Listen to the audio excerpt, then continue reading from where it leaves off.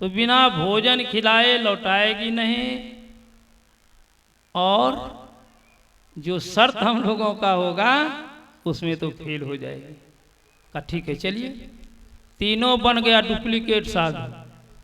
Original साधु को भी fail करता है डुप्लीकेट साधु। ये देख लीजिए, कभी कभी आप लोगों को ड्रामा में देखने के लिए मिलेगा जो साधु का रोल करता है कितना छटर मटर करता है, वो साधु है क्या? अत्रि मुनि ध्यानस्थ थे,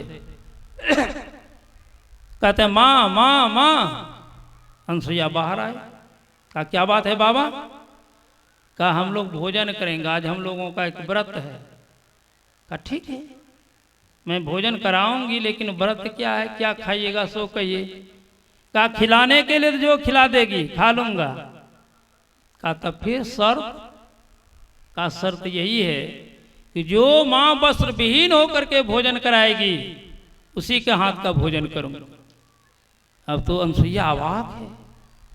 क्रूर नारी रहती तो उसी समय झाड़ू अशुभ शुरू कर देती, सब सधुकड़ी बाहर।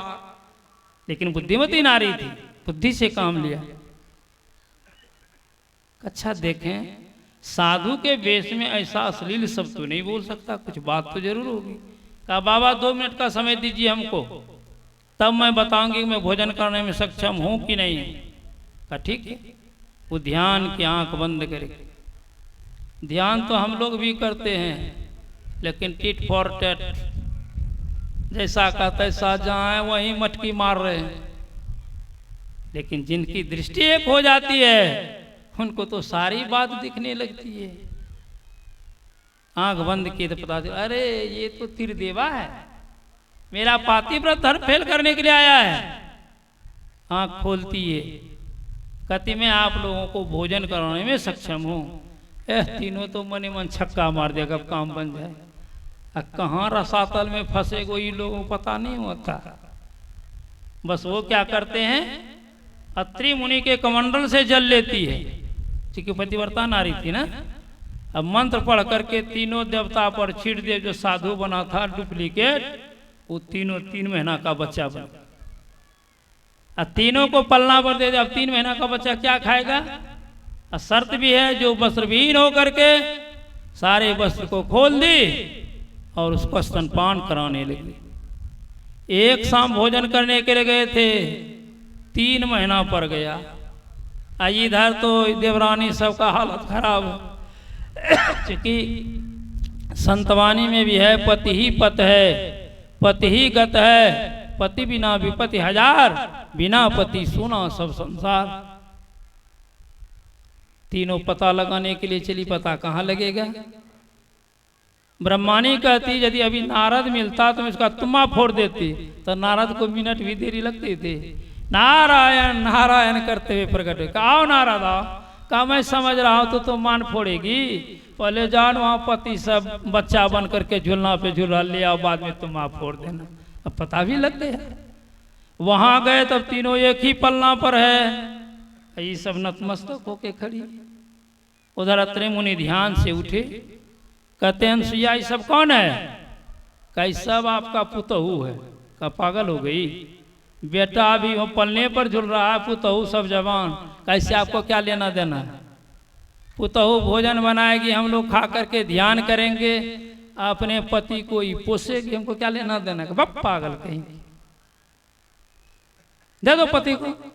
कैसे नहीं दूंगी, पहले इन लोगों से मैं प्रतिज्ञा करवाऊंगी तब दूंगी। अब प्रतिज्ञा करवाई, वो तीनों को कान पकड़ कर उठकी बैठकी दिलाई, और तब पुनः अत्रि मुनि के कमंडल से जल लेकर के उस तीनों बच्चे पर छीट दिया, भगवान पर। अपने सही रूप में आए, अब पत्नी का हाथ पकड़ करके भागे। ये भगवान कह रहे हैं, तो कहने का मेरा मतलब है कि नारी में वो क्षमता होती है। भगवान कहते हैं तुम तो सुना दी, मेरा सुनो। और कैसे सुनो? सावधान सुन धर्म मन माहे, कि मेरे यहाँ केवल भक्ति का नाता है। पलटू साहब भी लिखते हैं, साहब के दरबार में केवल भक्ति प्यार, केवल भक्ति प्यार, गुरु भक्ति में राजी, तजा सकल पकवान खाए दासी सुध भाजी।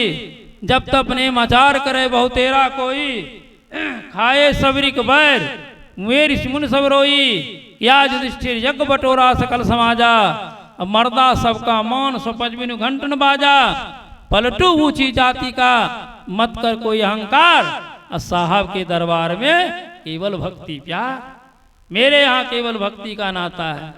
अब कौन सी भक्ति? गुरु भक्ति में ना राजी, मतलब गुरु प्रदत्त मंत्र के द्वारा भक्ति की शुभारंभ जो करते हैं उस भक्ति में राजी होते हैं भगवान परमात्मा। इसलिए पहले संतों के संग में जाइए। सुंदरदास जी महाराज ने एक छोटी सी पंक्ति में सारे नवधा भक्ति को रख दिया। वो क्या है? गुरु के प्रसाद बुद्धि उत्तम दशा को कहे, गुरु के प्रसाद भव दुख बिसराइए, गुरु के प्रसाद प्रेम प्रीति हूँ अधिक बाट है, गुरु के प्रसाद राम नाम गुण गाइए, गुरु के प्रसाद सब योग की जुगति जाने, गुरु के प्रसाद शून्य में समाधि लाइए, सुंदर कहत गुरुदेव जो कृपालु होई, तिनके प्रसाद तत्व ज्ञान पुनि पाई। यही तो भक्ति की प्रकाष्ठा। जहां से हम लोग इस संसार में आए हैं, भक्ति के द्वारा वहां चले जाएं, काम बन जाएगा। पुनः दूसरे जगह पर सुंदरदास जी महाराज ने कहा है कि संत क्या देते हैं, गुरु क्या देते हैं? साचो उपदेश देत, भली भली सीख देत, समता सुबुद्धि देत, को बुद्धि हरत है, मार्ग बताए देत, भाव ही भगति देत, प्रेम के प्रति देत, अभरा भरत है, ज्ञान देत ध्यान देत, आत्म विचार देत, ब्रह्म को बताए देत, ब्रह्म में चरत हैं, सुंदर कहत संत जन कछु लेत नहीं, निस्दिन संत जन देवो ही करत। रोज देते रहते हैं और देते देते उस तत्व में पहुंचा देते हैं जहां से पुनः दुख में नहीं आना होता है, आवागमन नहीं होता है। उसी स्थान के बारे में कहा है, ना तद्भास्ति सूर्यो न शशांको न पावक, यद्गत्वा न निवर्तन्ते तद्धाम परमम मम, ममे वांसु जीव लेके जी भूत सनातन। जो हम लोग नवधा भक्ति में सुन रहे थे, सबरी वहां चली गई जहां से इस संसार में कोई नहीं लौटता है। वही भक्ति की प्रकाष्ठा है। तब बातें तो बहुत है, बड़ा लंबा प्रसंग है, मैंने थोड़ा सा ऊपर छुआ, अंत में पूरा दिया चूँकि समय का तगाजा है। तो इस तरह की भक्ति कोई करेगा तभी परम कल्याण हो सकता है, आपको सुख शांति उपलब्धि हो सकती है। तो संतों से युक्ति सीख करके भक्ति करनी चाहिए, ये लोक और परलोक मंगलमय होगा।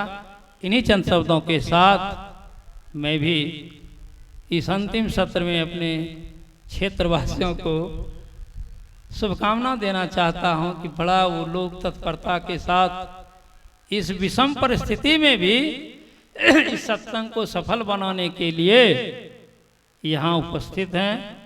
सुबह भी उपस्थित थे, बारिश में भी लोग बैठे थे एकदम कितना मस्ती से। ये तो सौभाग्य की बात है। और नहीं आते तो हमारे स्वामी जी किनको सुनाते, नरेशानंद जी महाराज, आप लोग आए हैं तब न। श्रोता को देख करके ही वक्ता का आत्मबल बढ़ता है। इसलिए आप लोग आत्मबल बढ़ाने के लिए आए हैं, उसमें से हम भी हैं।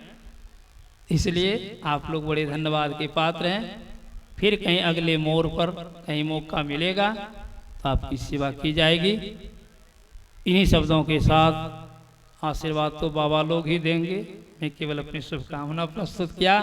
बोलिए श्री सद्गुरु महाराज की जय।